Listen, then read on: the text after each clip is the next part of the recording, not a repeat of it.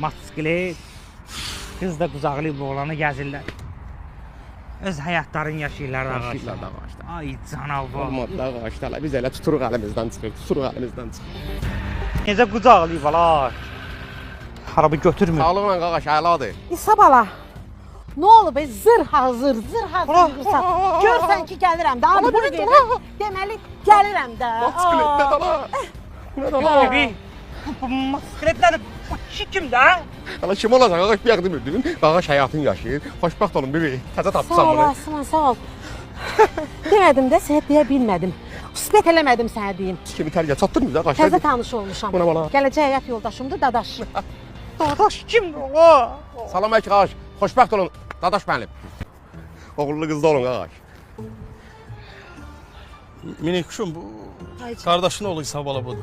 Hə. Gel bir kardeşini sen öpsün. Ala.